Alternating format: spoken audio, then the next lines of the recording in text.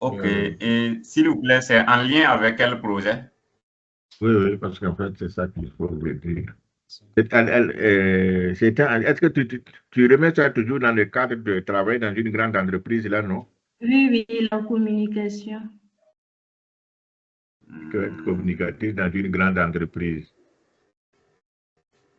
Ok. Bon, moi je pense qu'elle a tout dit. Si voilà le fait de créer une entreprise, ou bien oui, dans le domaine de la communication, lui donne cette fierté, et je pense que c'est largement bon. Mais maintenant, j'aimerais qu'elle me parle un peu, voilà, des revenus qu'elle peut se faire à travers cette entreprise-là. Est-ce que ça lui permet, voilà, de sortir la tête haute financièrement? OK. Dans la visualisation de ton travail, est-ce que la question financière, est-ce que ça peut pas être intéressant pour toi d'intégrer aussi cette dimension financière qui te permet de t'épanouir ou bien ce n'est pas important? C'est ça que Maman demande, quoi. Bon. Bon, bref, bon, ce sont des exercices. Je pense que c'est bon pour des observations, tu regardes, tu ne vas pas aller sur. Mais c'est une contribution pour la visualisation. Mais en tout cas, ce qui est Parce que, intéressant, c'est que c'est toujours bon que ça soit oui, rattaché donc à une situation, quoi. Quand tu peux répéter, je vais mettre comme communicateur dans une grande entreprise, et voilà ce que je visualise faire et ressentir. Ça, c'est vraiment ça. Et puis éventuellement avoir. parce Ça compte que aussi. quoi qu'on dise, le monde dans lequel nous sommes est devenu un monde où l'argent, en tout cas, impose sa loi. Et j'ai l'habitude de prendre un exemple sur les couples, les mariés, des gens qui se sont mariés mais qui ont du mal, mais qui se réservent de faire des enfants parce que la prise en charge d'un enfant coûte extrêmement cher. Je dis, il va falloir forcément qu'on entreprenne dans le dessein de pouvoir en tout cas venir à bout de ces problèmes-là pour pouvoir prendre en charge nos enfants. Parce que quand les salariés, à la fin du mois, perçoivent leur salaire, ils ont du mal à faire les calculs et généralement, à la rentrée scolaire, ils rencontrent mille et un problèmes pour scolariser les enfants. Donc, en planifiant nos projets, je pense que c'est l'un des volets essentiels aussi et la rentabilité du projet.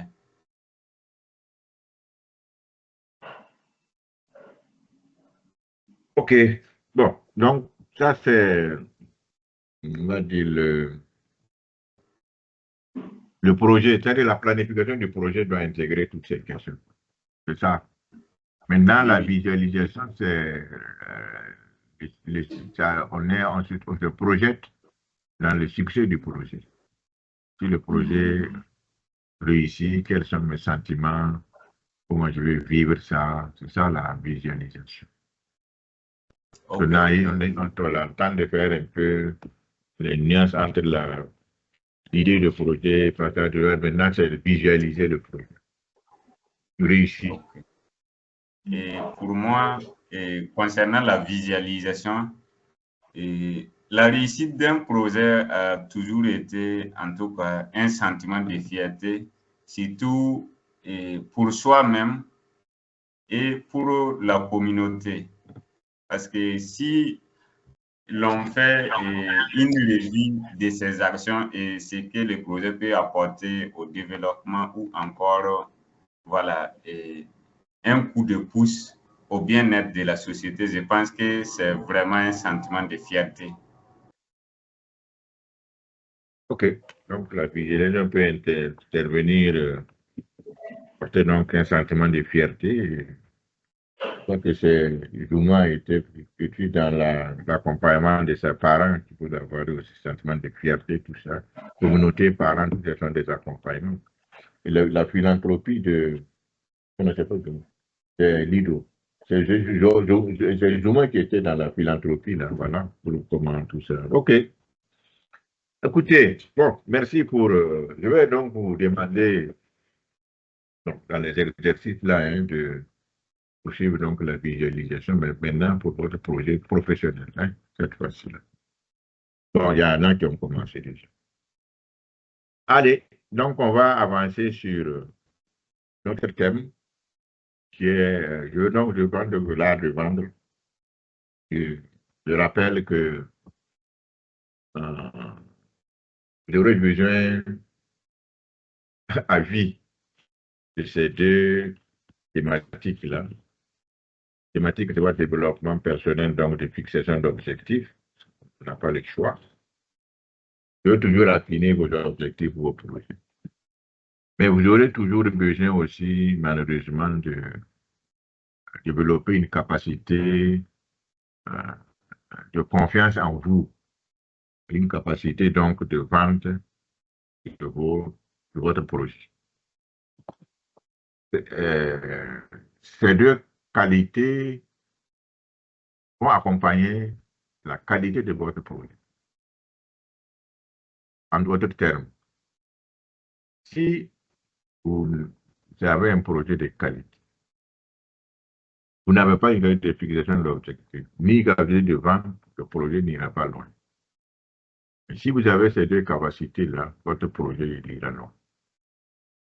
Même si le projet n'est pas de qualité et que vous pouvez toujours rester dans la file des objectifs, vous motiver pour l'avancer, et vous avez la qualité de vendre, le projet pourrait aller aussi très long.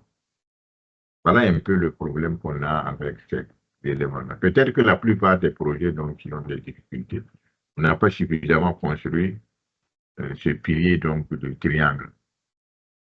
Donc, triangle qualité-projet, qualité fixation d'objectifs et motivation, et qualité capacité de vente.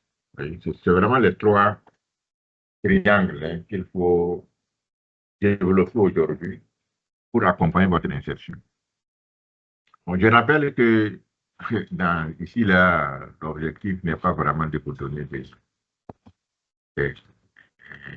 des capacités de projet diplômants, hein, des connaissances, on va dire, techniques, scientifiques, de métiers.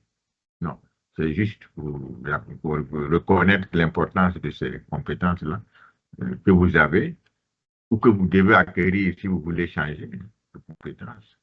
Mais en même temps, vous dire qu'il faut développer les deux autres piliers-là pour que nous puissions bien avancer.